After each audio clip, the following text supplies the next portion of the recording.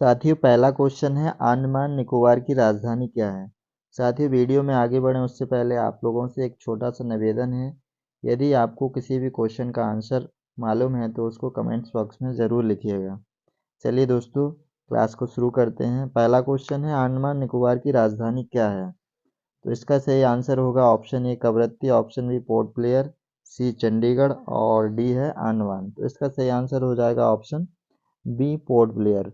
अंडमान निकोबार की राजधानी क्या है, पोर्ट ब्लेयर। ठीक है, नेक्स्ट क्वेश्चन देखते हैं। अंडमान निकोबार की राजधानी निम्न में से किस द्वीप पर है।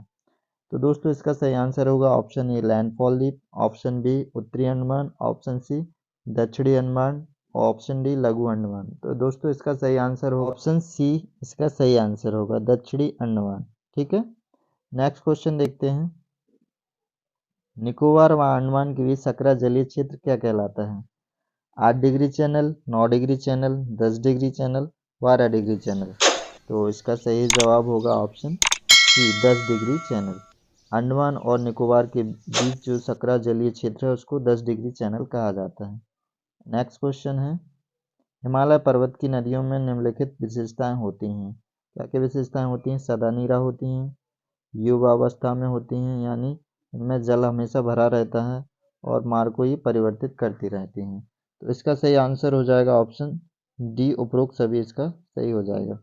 नेक्स्ट क्वेश्चन है भारत पाक सिंधु जल समझौता के तहत भारत सिंधु नदी का कितना परसेंट जल उपयोग कर सकता है। Option A 10%, B 20%, C 30%, D 50%। तो इसका सही आंसर होगा ऑप्शन बी 20%। भारत सिंधु जल समझौता कब हुआ था, 1960 में। ठीक है दोस्तों, जिसके तहत भारत ओनली 20% जल का यूज कर सकता है। कितने, 20%। नेक्स्ट क्वेश्चन है सतलज नदी का उद्गम स्थल क्या है। सतलज नदी कहाँ से निकलती है भाई। सतलज नदी ऑप्शन ए मानसरोवर झील, ऑप्शन बी शेषनाग झील, option C Rakastal, option D Rohtang दर्रा। तो इसका सही आंसर हो जाएगा ऑप्शन सी राकसताल से। सतलज नदी कहाँ से, राकसताल से निकलती है। अगला क्वेश्चन है सतलज नदी का अंत कहाँ होता है, यानी सतलज नदी आगे चल के काय में मिलती है। अरब सागर में, बंगाल की खाड़ी में, खंबात की खाड़ी में या सिंधु नदी में। तो देखिए सतलज नदी आगे चल के सिंधु नदी में मिल जाएगी। इसको कैसे याद करेंगे, सतलज का भी सहारा है और सिंधु का भी सहारा है, ऐसे इसको याद कर लें। यानी सतलज नदी आगे सिंधु नदी में मिल जाएगी। ठीक है, अगला क्वेश्चन है गंगा की सबसे प्रमुख सहायक नदी कौन सी है। गंगा की सबसे प्रमुख सहायक नदी कौन सी है भाई।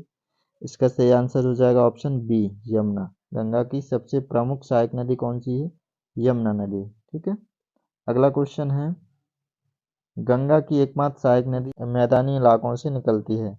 तो इसका सही आंसर होगा ऑप्शन ए यमुना नदी, ऑप्शन बी गोमती नदी, ऑप्शन सी कोसी नदी, ऑप्शन डी हुगली नदी। तो इसका सही जवाब होगा ऑप्शन बी, कौन सी नदी, गोमती नदी। गोमती नदी सही आंसर हो जाएगा। ठीक है, अगला क्वेश्चन है बिहार का सूख किस नदी को कहा जाता है। बिहार का सूख हुगली नदी, यमुना नदी, कोसी नदी या सोम नदी। तो इसका सही आंसर होगा ऑप्शन सी कोसी नदी को बिहार का सूख कहा जाता है। ठीक है, अगला क्वेश्चन है कौन सी नदी कर्क रेखा को 2 बार काटती है। दोस्तों इसका सही आंसर होगा ऑप्शन ए लूनी नदी, ऑप्शन बी माही नदी, ऑप्शन सी गंगा नदी, ऑप्शन डी चंबल नदी। तो करेक्ट आंसर है इसका क्या, ऑप्शन बी माही नदी इसका करेक्ट आंसर हो जाएगा। माही नदी कर्क रेखा को 2 बार काटती है। नेक्स्ट क्वेश्चन है नर्मदा नदी का उद्गम स्थल क्या है। हिमालय, अमरकंटक, रोहतांग दर्रा, राकसताल। सही आंसर होगा ऑप्शन बी अमरकंटक। अमरकंटक से नर्मदा नदी निकलती है। ठीक है, नेक्स्ट क्वेश्चन है प्रायद्वीपीय भारत की पश्चिम की ओर बहने वाली सबसे लंबी नदी कौन सी है। प्रायद्वीपीय भारत की option A Chambal, option B Narmada, option C Tapti, B Narmada नदी। प्रायद्वीपीय भारत की पश्चिम की ओर बहने वाली सबसे लंबी नदी है। अगला क्वेश्चन देखते हैं निम्न में से कौन सी नदी डेल्टा नहीं बनाती है। गंगा नदी, ताप्ती नदी, यमुना नदी, बेतवा नदी।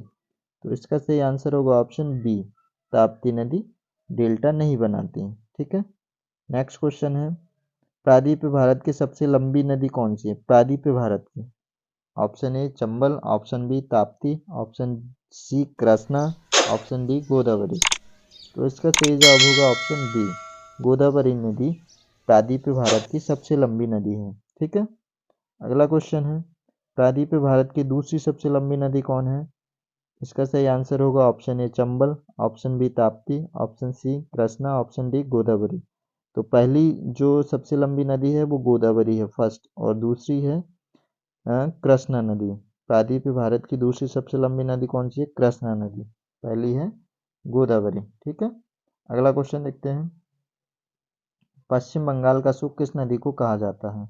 कोसी, दामोदर, महानदी, स्वर्णरेखा नदी। तो इसका सही आंसर होगा ऑप्शन बी, दामोदर नदी को क्या कहा जाता है? पश्चिम बंगाल का सुख कहा जाता है दामोदर नदी को। ठीक है दोस्तों, कोसी नदी को किसका सुख कहा जाता है? कोसी नदी बिहार का सुख कहा जाता है। कोसी नदी को बिहार का सुख कहा जाता है। अगला क्वेश्चन है, दामोदर नदी का उद्गम स्थल क्या है? सिहावा से, छोटा नागपुर पठार से, अरावली पर्वत से या हिमालय से? तो दामोदर नदी कहाँ से निकलती है? इसका सही आंसर हो जाएगा ऑप्शन बी, छोटा नागपुर पठार से दामोदर नदी का उद्गम होता है। अगला क्वेश्चन है, निम्न में से कौन सी नदी पश्चिम की ओर प्रवाहित होती है? नर्मदा होती है, ताप्ती होती है, उपरोक्त दोनों। तो इसका सही आंसर हो जाएगा ऑप्शन सी, उपरोक्त दोनों, यानी नर्मदा और ताप्ती दोनों पूरब से पश्चिम की ओर प्रवाहित होती हैं। ठीक है, अगला क्वेश्चन है, पैनगंगा, बैनगंगा किसकी सहायक नदियां हैं?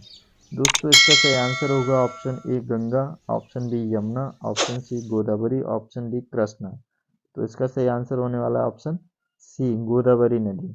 गोदावरी नदी की सहायक नदियां कौन कौन सी हैं? पैनगंगा, बैनगंगा। ठीक है दोस्तों,